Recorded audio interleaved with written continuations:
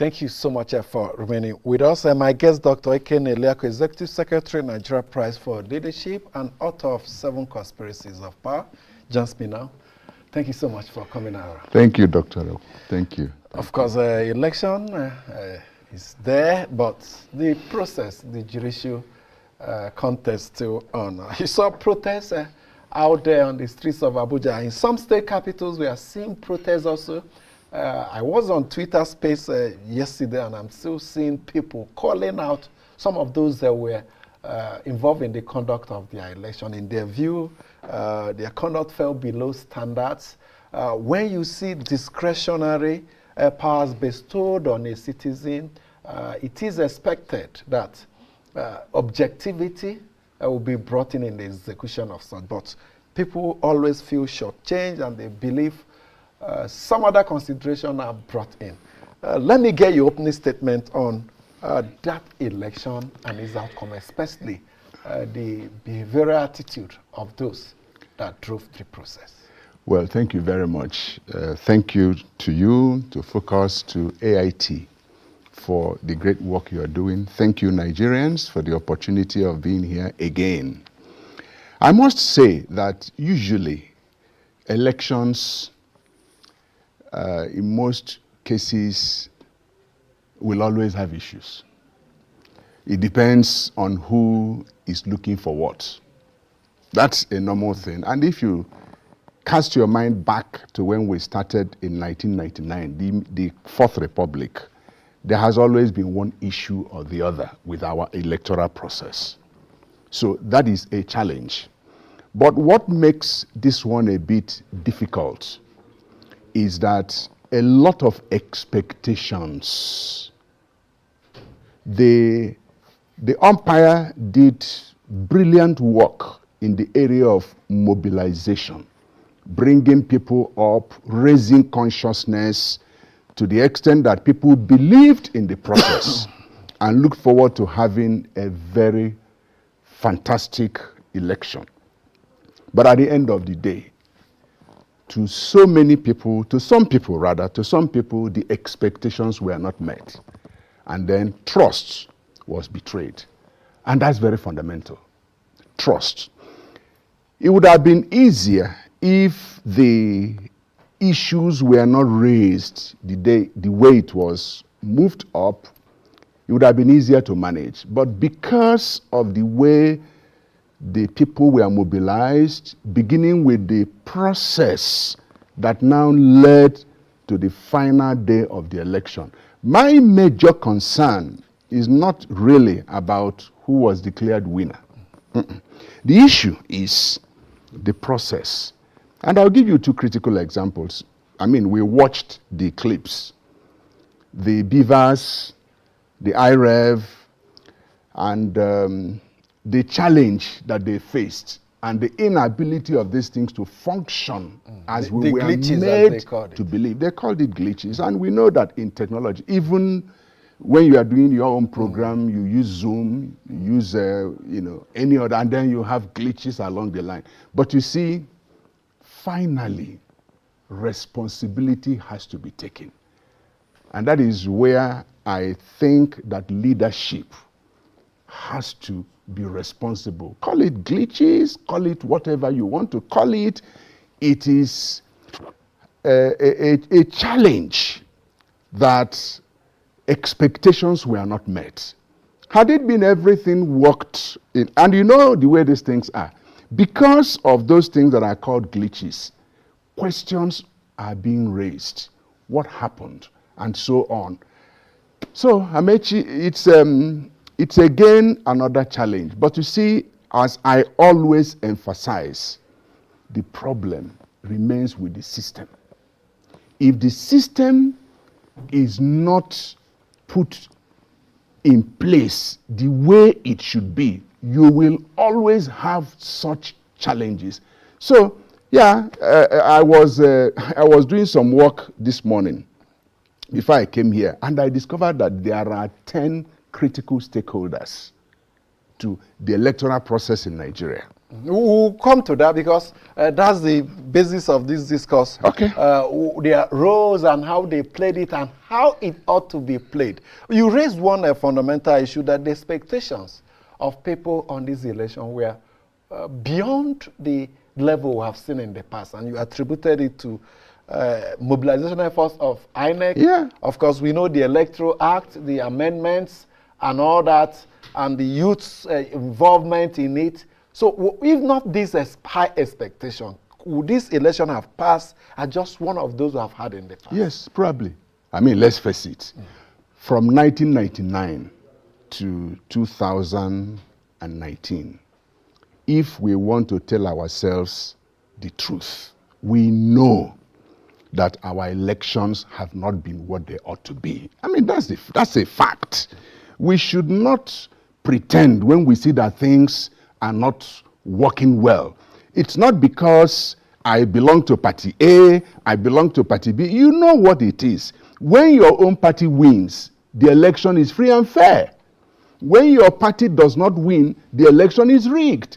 It is hardly in very peculiar circumstances that somebody, maybe the candidate, would lose the election and acknowledge that he lost the election, not without saying that it was rigged, but in his own way, he has decided to accept defeat in the interest of the people. We saw it happen in Niger State.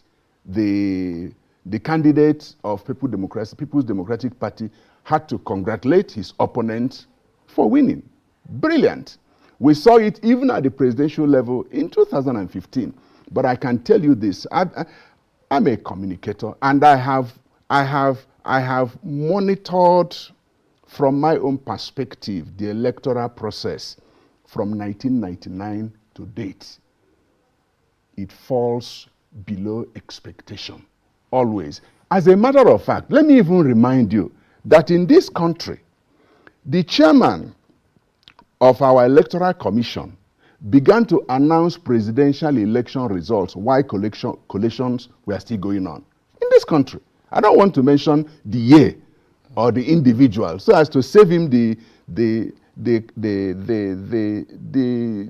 challenge of his children knowing what their father did. Let me just leave it at that. But you see, it happened while the collations were still going on, because when the man was asked in... But it's good for history.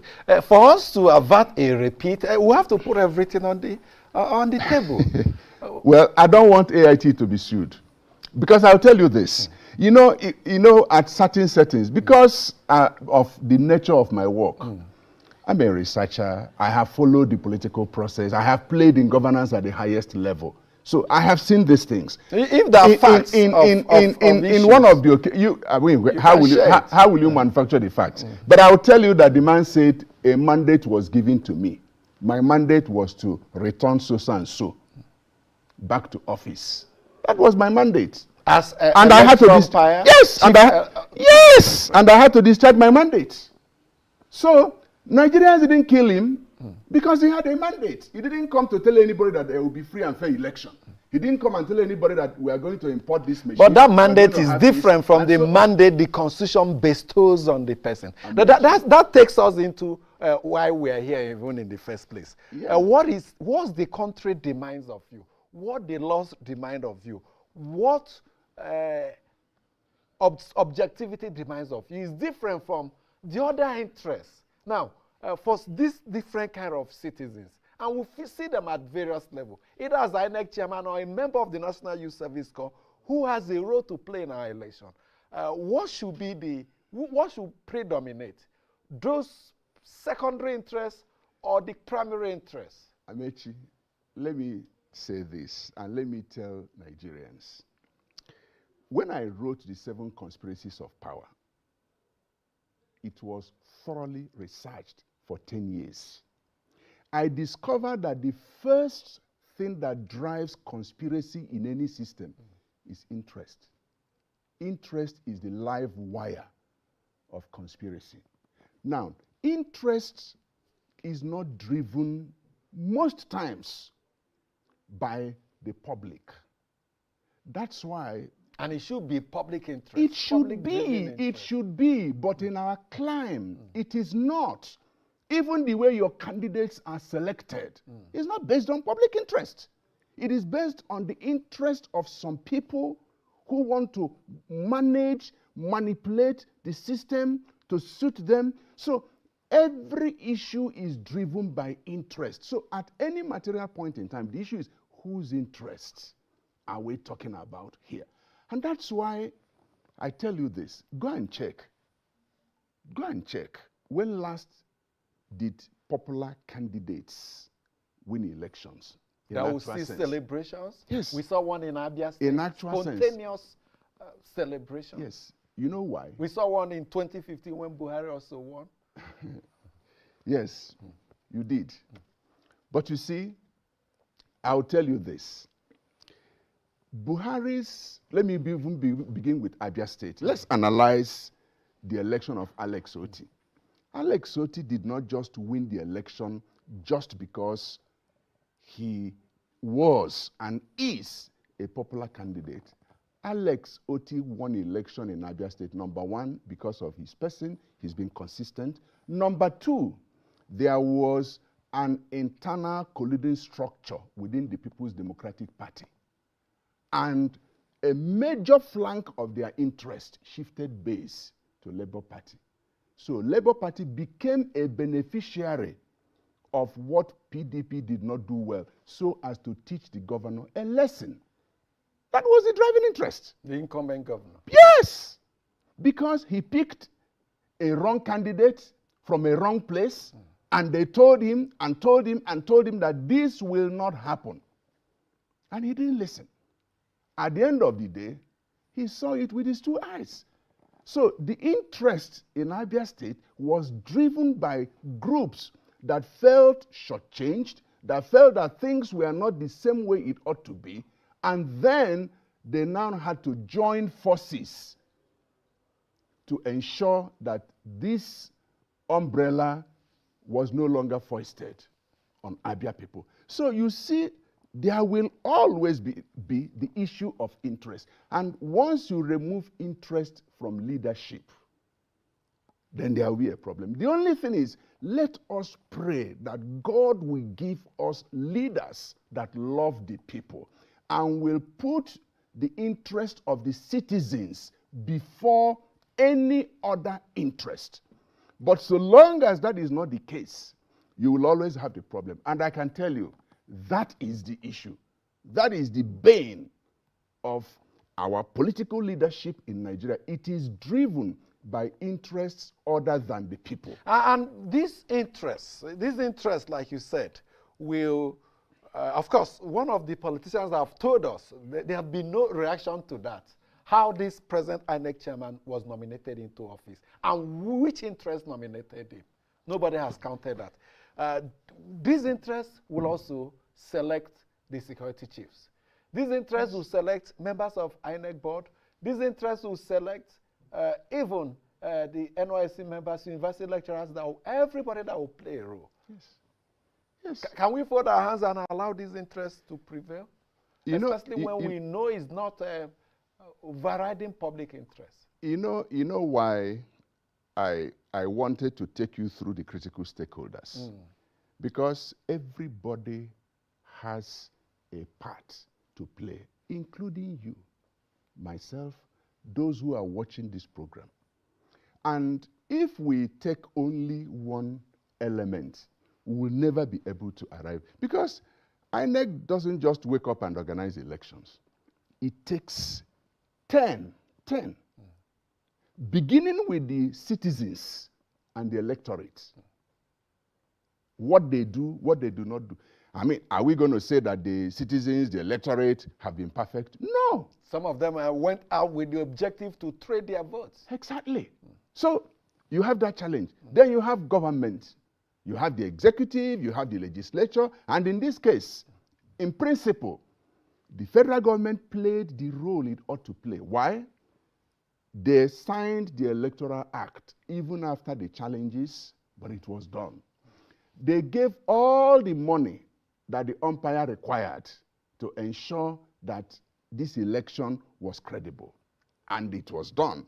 Legislators did their own work and so on and so forth. Political parties, without them in our constitution, you cannot contest for any election.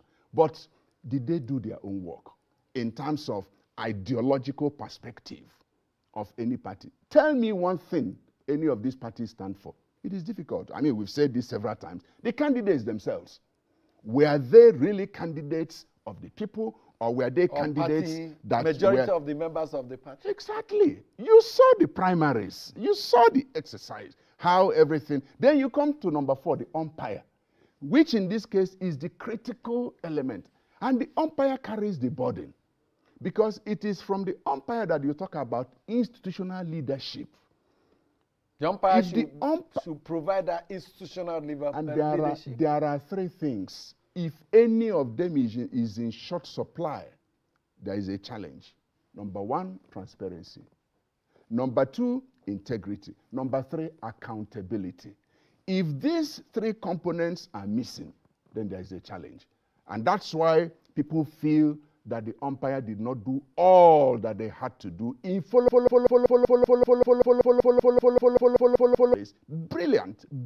brilliant arrangements. But you see, at the end of the day, that was not done. I mean, you can also say that, you see, the umpire is not one person. It's a whole structure. But at the end of the day, one of my resource persons told me here that the chairman, the man that sits on top of the umpire, INEC, controls less than 5% of the issues. That you have other members of the board, you have the national commissioners, you have the resident electoral commissioners, you have the staff from the rector down to the driver and the gate man. Amechi, that's what I was alluding to. That this umpire, the chief umpire of the federation, is one man. How far can he go? He can go to the extent of providing leadership. Hold on. If the system, because I started by talking about the system. If the system is corrupt, go and get a cent, put him there. Unless he tears the system and then rethinks and reforms the system, he will not be able to operate. That's number 1. Number 2, when the umpire realizes that the responsibility is on him, what he does becomes either the savior or the destroyer. So yes, the challenge of leadership. But we must admit that where you have an institution and the institution fails, the responsibility is that of the leader of that institution. Even if 99.9% are outside his control. I'm talking leadership here. If somebody does not take responsibility for leadership, somebody has to take responsibility. Yes, I'll give you an example. Recently, a governor, I don't want to mention the state, sacked a contractor on the television. He went for inspection, and then he said that the contractor was mobilized with certain percentage of what was due to him to go to work. And then another certificate was produced. So the contractor has been paid about certain percentage.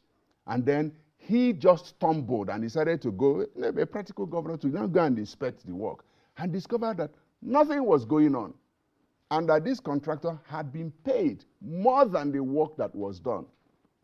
He sacked the contractor on air. And when the matter was brought for us to analyze, the issue was very clear. Where is your commissioner for works? Where is your director of works? Those are supervised. Who processed the approvals? Are you following? Who approved the payment? So you paid somebody, you paid a contractor for work not being done. You sacked the contractor. You did not sack your commissioner. You did not sack the director. Or punish you did not the permanent secretary down the line. Exactly, all of them. They are still working in that ministry. I mean, what nonsense. Okay, we are at number 3. No, hold on. So the point here is that the leader takes absolute responsibility. And unless our leaders come to the point that citizens demand of them, that don't give us any excuse. We don't want excuse unless we have no excuse leaders. Well, we are at number 3 of these 10 critical stakeholders. When we come back from this break... Actually, number 4. The umpire is number 4. Are we done with number 3? Political parties. Yeah, the umpire. The umpire is number 4. Okay. There is so much to talk about. Okay, we'll continue with number 4. Yeah. And perhaps when we come back, we'll start with whether this responsibility, some of it should be shifted to the president, who's the commander-in-chief, and who had promised severally that he will deliver on credible election. When we come back. Stay with us. Here is a new and refreshing offer for our esteemed audience across the globe. The new AIT Cloud TV is an online streaming service that offers you attractive opportunities to view our rich, exciting, and entertaining programs anytime, anywhere. AIT Cloud TV is available on the web on www.ait.app, Apple TV, Amazon Fire TV, Roku, and Android TV. You can also download the mobile app from the Google Play Store or the Apple App Store. Simply connect to the internet, download the app, register, and watch live or catch up on unlimited hours of exciting shows. AIT Cloud TV. TV on the go.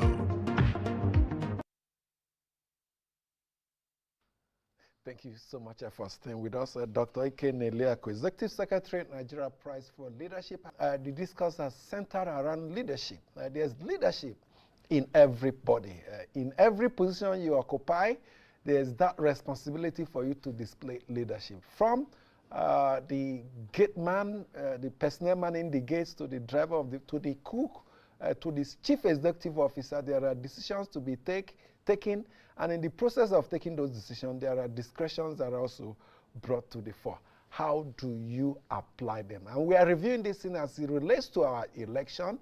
A lot of persons involved with the conduct of that election, the outcome very controversial, being challenged in court, and the essence is to look at the areas where we have fallen short and see how we can indeed strengthen them and improve on them, because the next round of election, not far away, 2027. Thank you so much for remaining with us. Now, you insist the umpire, the man sitting at the head of the umpire, let's reduce it to a practical terms. The chairman of the Independent National Electoral Commission should take some responsibilities. And I asked what of the president, because he volunteered several promises. He has said, I have done all I should do. Does that stop there?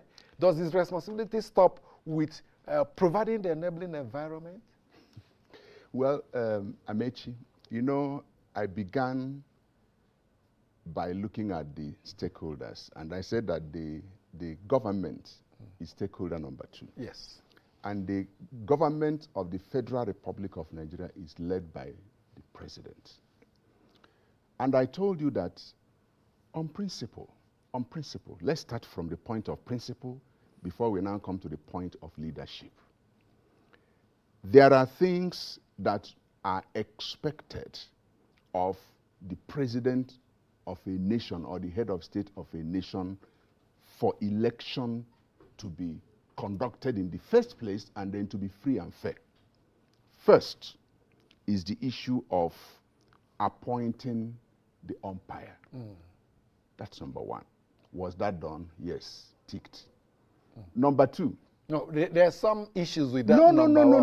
Let me share with you. Hold on. Yes. We'll come to that. You know the issues I'm trying to I know raise? where you're going, but you see, let's start from principle. Okay. Principle. Before we come into functionalities. Okay. Because if we don't take it systematically like that, we lose its meaning. So, first is the principle. Was that appointment made? Yes. Do we have an umpire? Yes. Do we have a commission charged with the responsibility? Yes. Commission brings request for budgets. Was that met? Yes, it was met. Then law that will guide the election was brought, and the president was required to sign. Was that met? Yes, it was met. Okay? So we tick. Okay? Now, all the other structures required, did the president make a commitment as the president of the Federal Republic of Nigeria, expected of him, that this election will be free and fair? Yes, he said so. So you take it. Now let's come to the functionalities. And let's face the fact. Now we are hearing from Governor Rotimi Amechi or Minister Amechi or Honorable Amechi that the person that was appointed as chairman of INEC belonged to a tendentious interest. Okay? Now the question to ask, is it possible that the president knew of this and still went on to appoint somebody to take up this kind of responsibility that requires transparency, integrity, and accountability?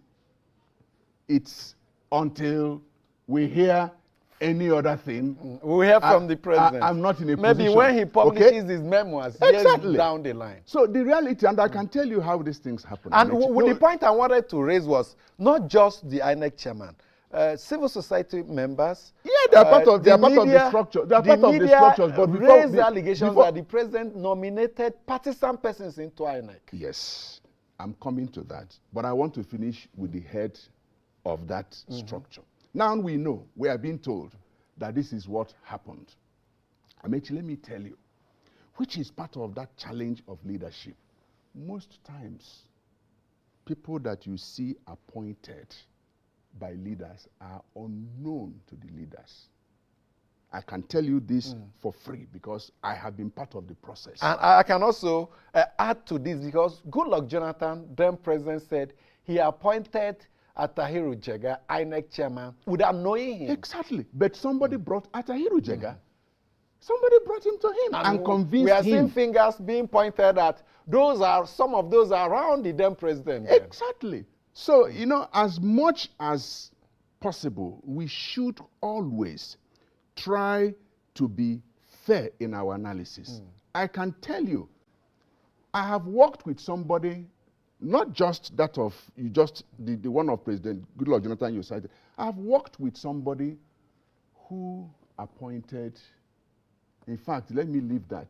Do you know? You don't want to share that? Do you know that in this country, armed robbers came together to elect or to force the election of somebody into House of Reps in this country? The person that was elected is still alive. Perhaps he's listening to me. Yeah, in this country. So the point I'm making is that sometimes leaders take responsibilities of actions they have done or performed without knowing the internal interests of aides. And who's to be blamed here? Because there are the bureaucracy around the president and commander-in-chief is so much that at the snap of your fingers, you get whatever you want. You have all the intelligence security agencies reporting to you.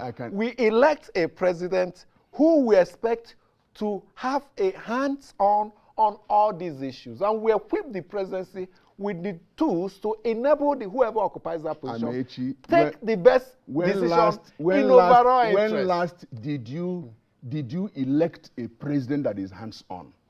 Let's face facts. So that's where the problem starts. Tell me when last you did that and name the person that is hands-on and is on top of everything.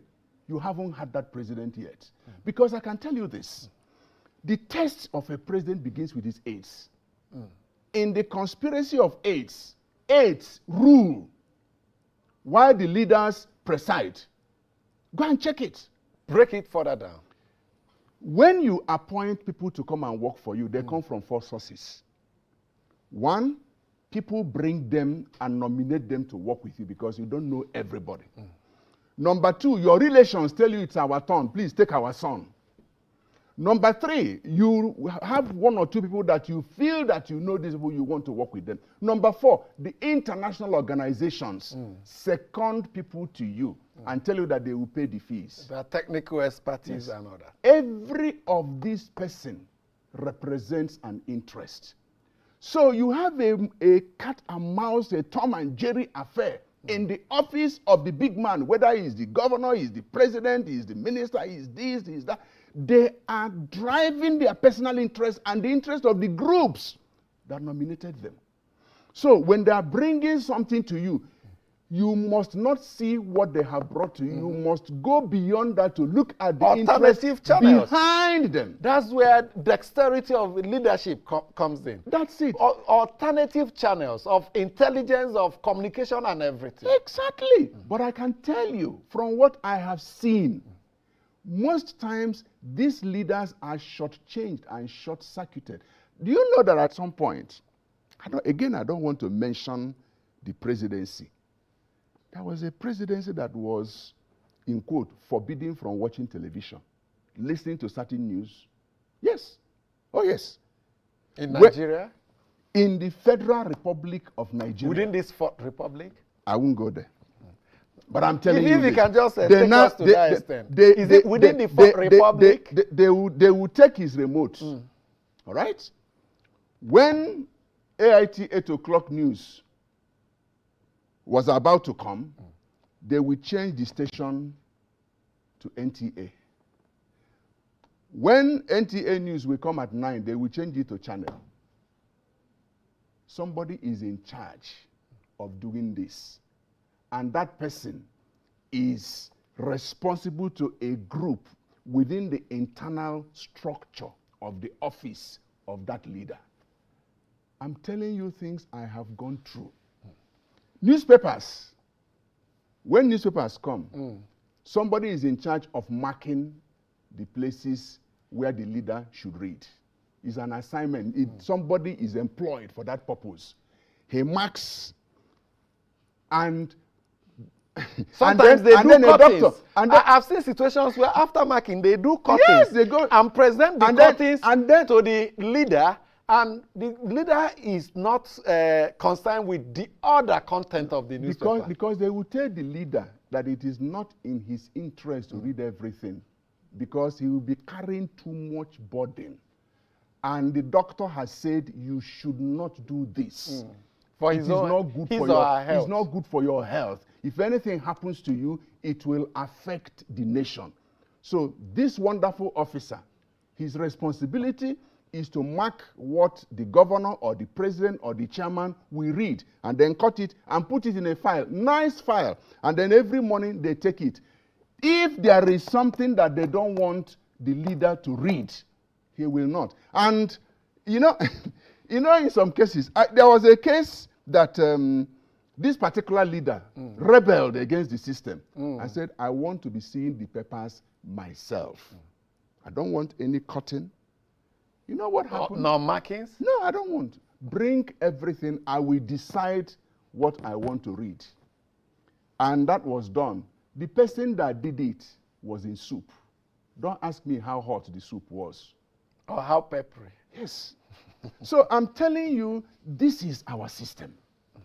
And unless we rethink our system, beginning with us as a people, unless we rethink our system, we will not be able to address these issues the way so that they are. It's incumbent on a leader to dismantle a dysfunctional system and set up either long-term or in the immediate, kind of a task force approach, a system that will deliver on mandate. Amechi, I'll give you an example. Again, I was special assistant to a minister. I don't want to mention the ministry. Immediately we came into the ministry, the first request we made was abandoned. No money, no this, no that.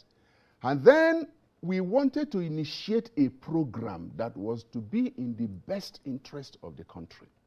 So we sat down and then we said, this is how we are going to do it. My boss, the principal, now wrote a memo to the PAMSEC and said the PAMSEC should prepare a memo to the Federal Executive Council for this to be discussed. For approval. Yes. Now this minister, because of his experience, minuted a photocopy of that memo to me. All right? Because when we came in, we discovered that things were not working. So we raised a project team. We picked one person from each of the 8 departments of that ministry and considered them into a project team under my leadership as the special assistant. So a copy was sent to me. I then minuted to my team for them to prepare a memo to cancel. So while the official one from the PAMSEC was going, mine was going. Mine came back in 48 hours. I vetted it, made input, took it to the minister. The minister vetted it, approved it, and gave me mandate to carry it to Cabinet Secretariat. In those days, things were faster. I didn't have to wait for Permanent Secretary to endorse the memo because it is the memo of the minister. Yes. So when it was the political leadership. So when it was charge. ready, I took it to the minister. He minuted. He initialed the memo. I took it to Cabinet Secretariat, and I pleaded. And this was on a Tuesday. Council sits on Wednesdays. I pleaded, and the memo was listed for the next day. Amechi, the next day, the memo was presented and approved by council. Okay? Now wait for the story. Usually after the meeting, there is, media will be addressed. Yes, I was there. So it was, all those things happened. 3 months after, the one from the permanent secretary now came to the minister with a draft memo. After 3 months? 3 months. I'm telling you what I was involved in. After 3 months. So the minister carried the memo and shook his head. The approval had been given by the Federal Executive Council. And the project was already ongoing. So what happened? Minister called PAMSEC and said, PAMSEC, I minuted this thing to you 3 months ago. Here is the memo produced for this same thing. It has gone to council. You didn't even know. Even when it was announced, you didn't know that it was announced. Work is already ongoing. And you are the permanent secretary of this ministry. This is life story. All right? Now, why am I saying this? I'm saying this because we have leaders that don't understand the way systems operate.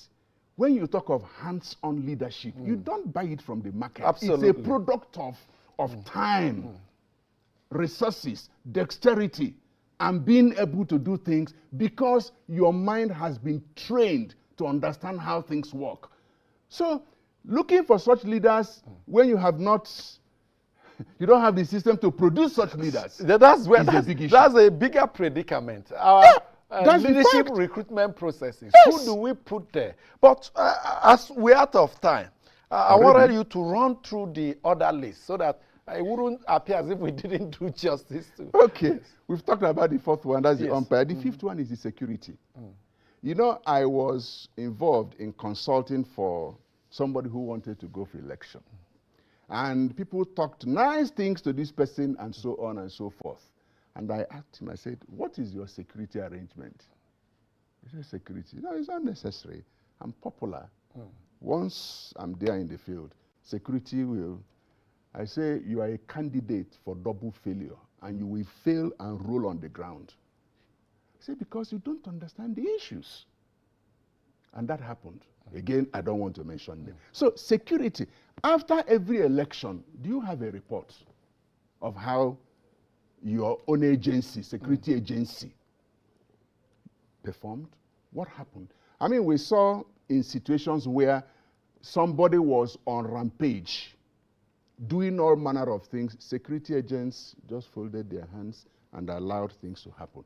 Again, you will say, but the man who is at the top cannot manage everything. You know, when something is wrong, it is fundamentally wrong because of time. Next is civil society. You cannot have an effective electoral process without the civil society. Playing the role that's designated to play. But you now have a civil society structure that is divided because of the conspiracy of interests. That's the reality. Okay. The civil society, the way we have them in Nigeria, quickly divided to the remaining ones. Then you have the media, what you're doing now. And you know the media did brilliantly in ensuring that this is done very well. Then you now have judiciary and legal. That's where we have. They are the last bus stop in this electoral process. Okay? Then you have the spiritualists. I'm sure you didn't think of that. Many times Nigerians don't think of that. You have the spiritualists. You have the pastors. You have the imams. You have the babalawos. Every of these candidates... And they receive visitors from... Yes! 3 of them. So even the babalawos may receive much more than the pastors and imams. I'll give you an example. Another example. Somebody told us a story that in his place... let me not give that example. Let's leave it. But the spiritualists are there. And then finally, if you put all these 9 together, it boils down to one issue. And that is the issue of conspiracy of the elites. The elites are the ones that determine what happens in all this. Citizens don't do their will. They are driven by the elite. And you know, the greatest theory in leadership is the elitist theory. When I was writing for my thesis, I recall my encounter with my lecturer. And he said, how can you discuss leadership without the elite? It is the elite that rule, not the people. So, if you don't... Democracy is meant to give power to the people. By design. By design, but by function. Amechi, by function. It does not always happen. Even when the people are being driven, some people are helping them to direct them. Give them the message. All right? The message and that provide they have the to direction. Carry. And provide the direction. And then provide the logistics that they require. You were here. You had the NSAS. Abi? Good. NSAS was supposed to be of the people. Who was feeding them? Who was feeding them? Themselves. Themselves as whom? Go and check. But you know what? They claim they didn't have leadership. That was part of their claim. That was part of their failure. Because they were living in denial. Okay. Some people that I know were funding what they were doing and giving them money to feed themselves. Let's leave the... See, okay, I think we should begin to build Nigeria. We should stop deceiving ourselves. And that time is now. That time is now. A new Nigeria has emerged. Not by anybody's making. But the time for this child called New Nigeria has come. And what we are going through now is the pangs. We are going through the pangs. We are really out of time now. All right. Yeah, so, but I'm happy we went through all this. Perhaps at some point there should be a second session to dwell more on this new entity, this child. It must not be a stillbirth. It must be delivered safely and nurtured to adulthood. It will not. With full potentials and you will see because you see, the investment that God has made in this country cannot be in vain. There is no country like Nigeria anywhere on earth. In terms of endowment. In terms of endowment. Thank you. Human, material, resources, everything. Dr. Ike Neliaku is the Executive Secretary, Nigeria Prize for Leadership, and he has authored a recent book, 7 Conspiracies of Power. He spoke on the conduct of those that were part of the conduct of the election, as controversial as it were. And like we said, at some point in the weeks to come, we'll come back for us to dwell more on solutions. My name is Amechi Anafu. Have a good time.